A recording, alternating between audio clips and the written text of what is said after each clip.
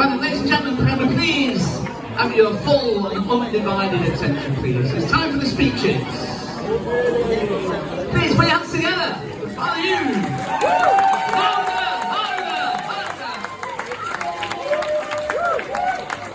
louder. Tonight, Matthew, I'm going to be... I shouldn't clap before it's spoken. First of all, well, thank you to the band, but also thank you to Martin and all the staff here for hosting us and for helping us out this afternoon. It's been a great help, so thank you. Give a round of applause for them.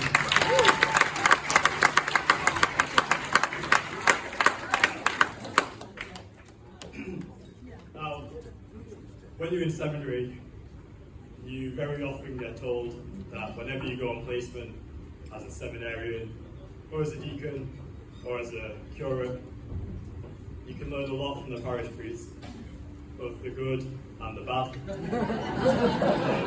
what to imitate and what to avoid doing. So when I arrived here, I started a list. Like the Lord High Executioner in that Gilbert and Sullivan opera that I loved going to see so much. So I thought I'd just share that list now. As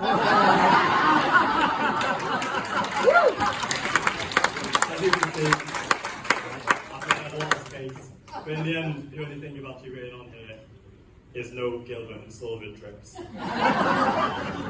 nothing too harsh.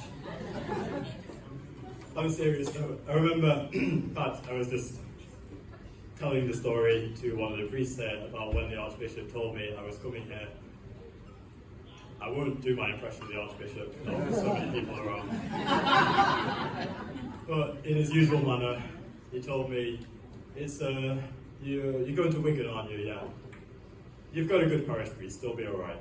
Which is not a small amount of praise from the Archbishop, I think, given how he is. And he's right.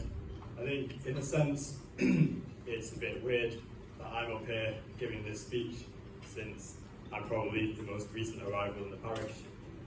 But in another way, it makes a lot of sense. Because, probably more than anybody else here, I am in debt to you, to Father O'Shea. Because I'm not only a member of the parish, I've also been a housemate and colleague / subordinate. So, I think we've worked well together. I would say that we make a good team, and I think we have a lot of character traits that mean that we do work well together. And although I suppose there are some ways in which we're very different, I think if you took the average of the speed at which Father O'Shea says Mass and speed, we'll probably get the normal priest speed.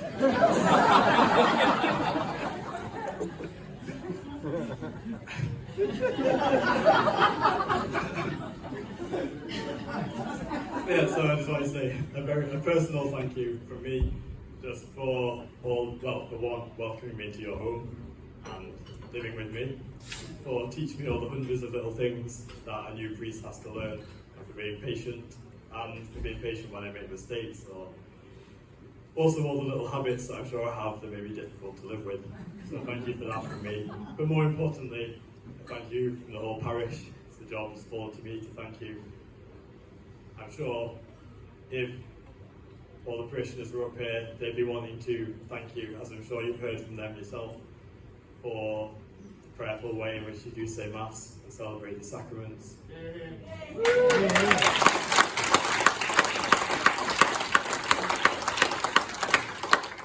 The preaching and the teaching and all the opportunities you've given to learn more about the faith. And also for all things you've organised, and especially for leaving the parish, a very lively parish with a lot going on, and perhaps most importantly, leaving a parish where it's obvious that the parishioners love each other and love God. So thank you for everyone.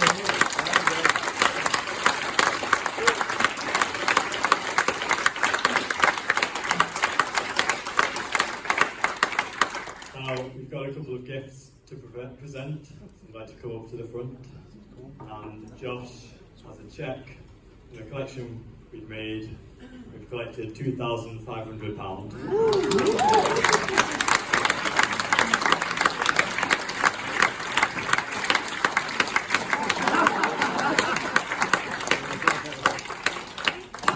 Karen and Anne have also got a hamper, I believe, and I imagine it's got cheese and wine.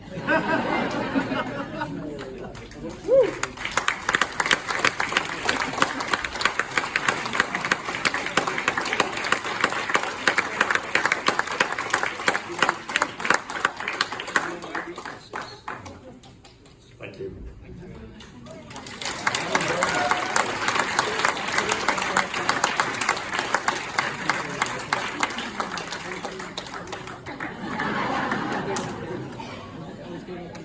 Well done, Ray.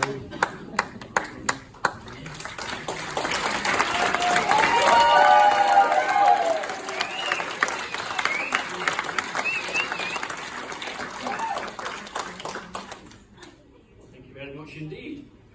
Who knew that he could make such wonderful speeches? No,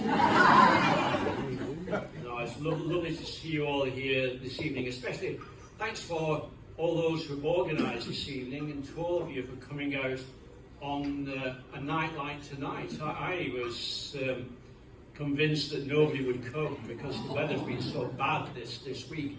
Before Christmas, I was saying to my mum, "Oh, they've organised a leaving do." "Oh," she said, "that's nice." I said, "Yeah, but it'll be after Christmas. They'll all have spent the money. Nobody's going to want to buy a ticket for a do just after Christmas." I said, "It'll be embarrassing if nobody turns up."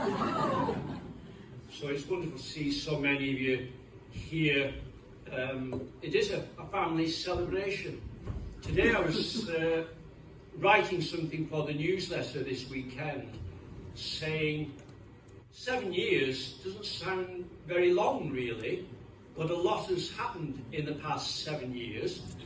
And I was trying to remember some of the things that have happened.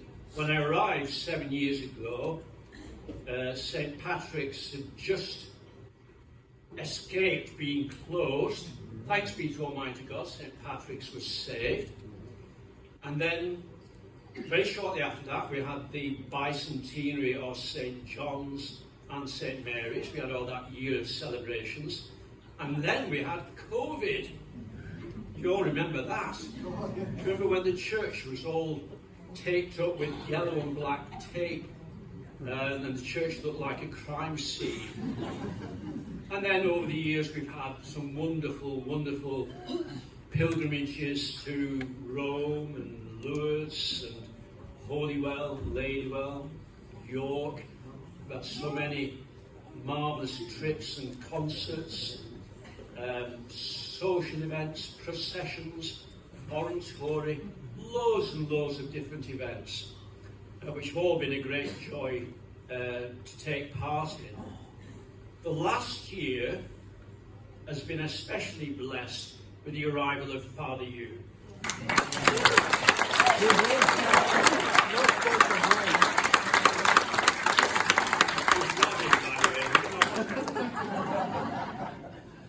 But when I was a newly ordained priest, I never wanted to live on my own. But although I didn't want to live on my own, over the years, when you have to do it, you kind of get used to it. And so when they told me that I was going to have an assistant priest, I thought, my goodness, what's it going to be like having to share my house with somebody else? You know, you want to walk around your house in your gin chaps. How's that going to work then? But I have to say that after a matter of just a week or two, it was as though he'd been in the house for a very long time. And I have to say, he said thank you to me, but I want to say thank you to him. I'm supposed to be the one teaching him, but in fact he's been teaching me loads and loads of things, not least about technology. You will no doubt have noticed that I am a bit of a dinosaur when it comes to technology. I am one of the few people who still uses an A to Z to get around Wigan. He looks at me as though, You know, you can do it on your phone, you know. No, I'll have me, Matt. Thank you very much indeed. But yes, since Father Hugh arrived, the presbytery has really become a home. So, Hugh, thank you very, very much indeed.